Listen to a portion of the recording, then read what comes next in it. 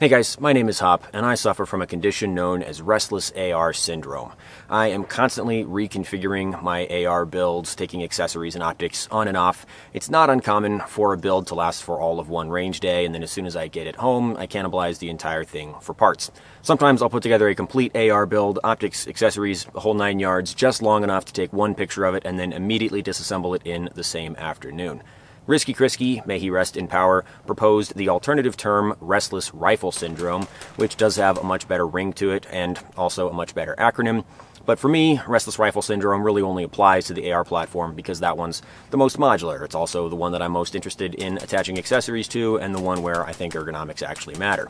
Obviously, I don't recommend that you do this. You need to set up your rifle in a way that works for you, and you should keep it that way until you identify a real problem that needs to be solved. That way, you know the thing is actually functioning. It's actually zeroed. It actually has everything you need on there if you need to use it for any reason. So the fact that I would say that and then continue to put together schizo builds that only stay intact for about an afternoon kind of makes me a little bit of a hypocrite. Sort of a do as I say, not as I do situation. And also, that I think tends to confuse a lot of people when they see me using accessories that I've been critical of, or when they see me selling accessories that I've given positive reviews to. They're like, why would you do that? For example, I said that the Trijicon MRO HD, while a substantial improvement over the original MRO, is still not an amazing red dot. But the Aimpoint T2 is a fantastic red dot.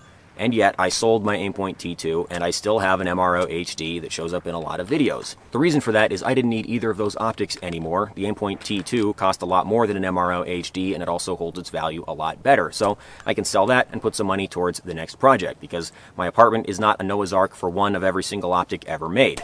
I could try to sell my MRO HD, but a used MRO HD is worth about the cost of shipping, so rather than lose my whole ass on it, I might as well just keep it around as a demo optic for review guns.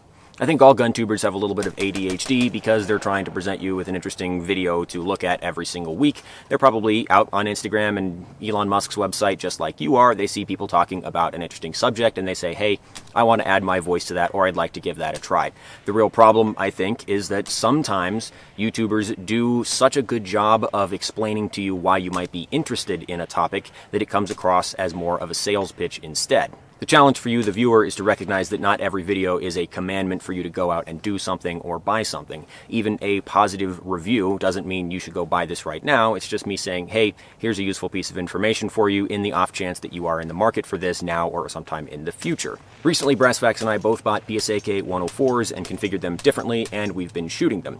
Now, that's not us endorsing the AK platform or the PSAK as a rifle, especially not mine, because it has given me quite a lot of trouble so far. We just thought it would be an interesting project to try to put together a purpose-built, modernized AK, and we also were curious to see if PSA could make a good rifle.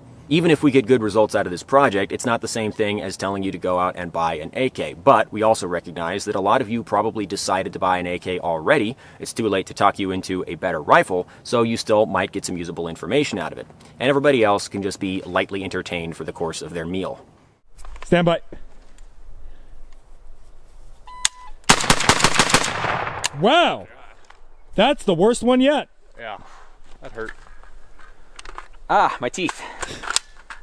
This really also applies to any trending topic that goes around the gun community. Like right now, I think we're on the downslope of the civilian IAR light support weapon trend, but do you remember that time everybody rediscovered belt kit, or that time everybody rediscovered the ACOG? No doubt there are a couple of true believers at the core of all of these trends, but most of us are only talking about them because they're interesting and we're curious. So, to reiterate my piece of advice before we get into the build specifics, because yes, this was actually secretly an AR build video the entire time, let's use my favorite YouTube channel as an example, Brassfax. A lot of the videos that Brassfax puts out are like he's speaking directly to me. It's advice that he knows I need to hear or he really wants me to listen to. Some of them are like, hey man, you need to fill up your toilet tank with lentils and rice so you can survive the coming apocalypse. And I'm like, hey man, no offense, I'd rather fucking starve. Brassfax, as we all know, is the #1 shill for big PDW. I think PDW might be the next trend after civilian IAR peters out in the next handful of weeks. I'm even putting together a PDW build because I'm interested in the concept. I don't know if I'm as big of a proponent of the civilian PDW concept as Brassfax is. He was on the hype train well before they got popular. He's going to continue to champion them long after they're no longer popular because that's something he actually believes in. It's not just a flavor of the week for him. For me, it's something interesting to talk about and try out, and who knows, maybe I'll find out I really like it. Today's video was made possible by our sponsor, Venture Surplus, the #1 website on the whole internet for military surplus gear and clothing. These statements have not been evaluated by the FDA, but they have been evaluated by me, Hop.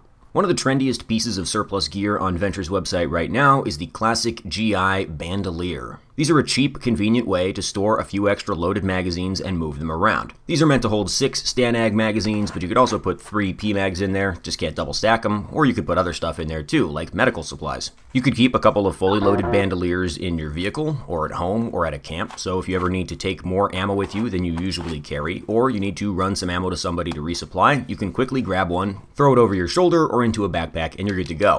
You could also use these to quickly arm someone with an extremely minimalist loadout. If you ever thought you might have to hand somebody a spare rifle in a bad situation, you could also hand them a couple of extra magazines that are easy to carry without having to have a spare chest rig pre-sized for your favorite drinking buddy. Yes, defending the community with nothing but a rifle and a few magazines in a shoulder pouch is kind of desperation tier, but I guess you could always consider it to be like NVA LARP. Those guys loved that little man purse with 3 AKM magazines. Check out Venture Surplus if you want to pick up some military surplus gear like this. If you use the link and the code in the video description, you'll save 10% off your order. Let's get back into the show. Okay, but what about this AR? The idea for this build started out as a what if. I had never really gotten into night vision and suppressors and then ruined my guns with them.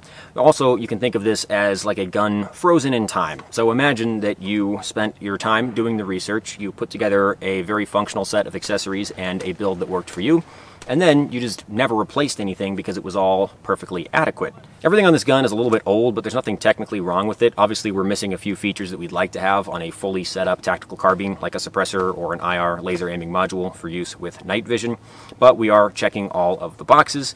These things are just kind of outdated. You would not go buy these things right now because none of them are really competitive for performance and price. But if you bought them years ago and they still work and everything's set up the way you like it, why change it? Like always, we start at the center and spiral our way outwards because I think both linear methods of taking a look at a gun are copyrighted by other gun YouTubers. This is an Arrow enhanced receiver set. I've had this for a long time and put a whole lot of rounds through it. It's been through a ton of different configurations and it's almost borderline worn out. Sometimes when this thing is in a suppressed build, you'll see the charging handle jumping out the back, and that's because the latch is super worn out and it doesn't really want to stay in there anymore. The barrel is a 12.5 with carbine length gas from Ballistic Advantage, low profile gas block, not pinned, just dimpled and set screwed because it's perfectly fucking adequate. The flash hider is the old venerable YHM Phantom flash hider. These things are slightly longer and therefore slightly more effective than an A2 birdcage. What more could you ask for?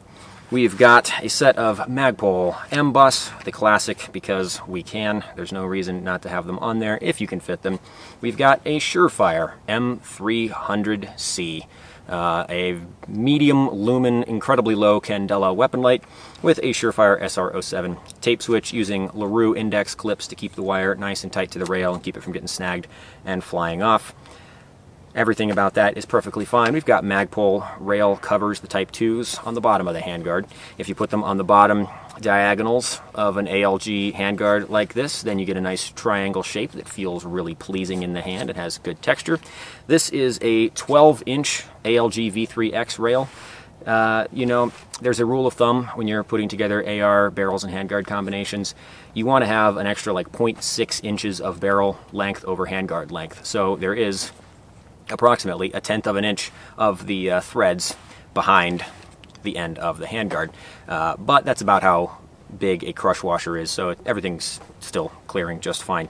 Grip, Magpul MOE. I prefer this to an A2 grip, but I prefer the Magpul K2 grip to the MOE grip. But hey, it works, don't need to change it out. Trigger, mil-spec, bulk carrier group.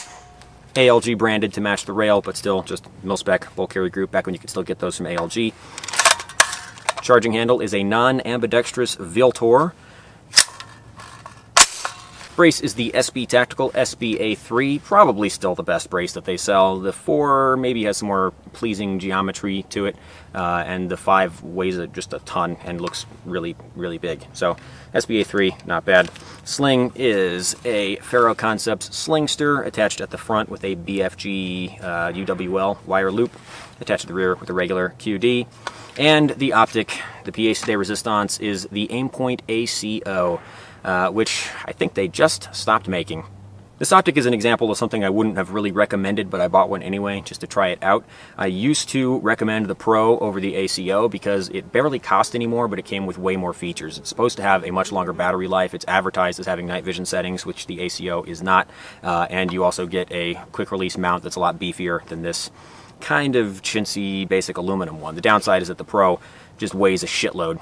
I heard through the grapevine that Aimpoint's civilian-focused optics actually still have night vision settings. They just don't advertise them like that, maybe because they don't think anybody will care, or because they're worried they're going to scare away some hunters by advertising night vision settings, or maybe low-information buyers will buy them, turn it on, and be like, what the hell, this thing isn't a night vision device.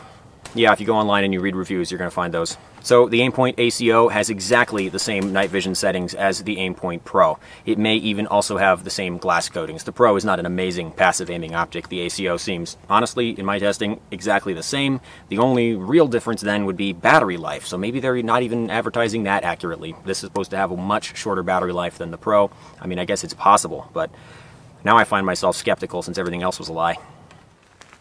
It's a nice clean build, you know? It checks all the boxes, and there is no jank whatsoever.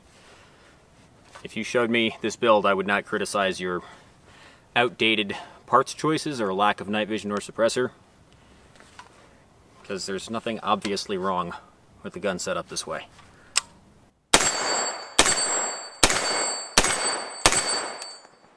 So overall, everything on this build is outdated. We have a low candela weapon light. There's no reason not to just buy a 340 turbo now instead of deliberately seeking out an old model of Surefire just to save a couple of bucks, because you get way less performance. What's the point?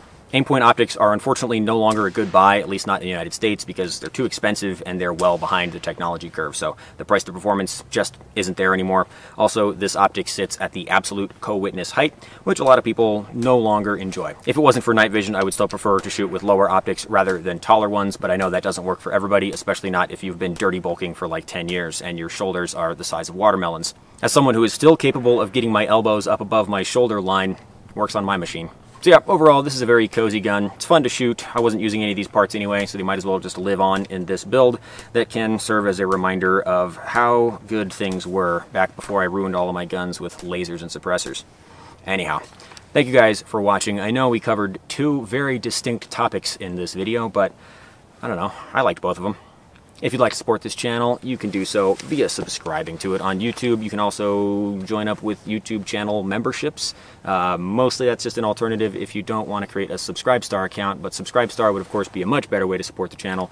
Links in the video description. See you guys next time. So what's your gripes with it exactly? You've never really alluded to it. You just normally just sneer and disdain and call it good. Probably has something to do with the weight and the controls and the choice of parts and the paint color and the stock and the upper and the... You don't like me paint job? What's wrong with me paint job? Hey, watch where you point that thing. No, don't film me there. That is my no-no square.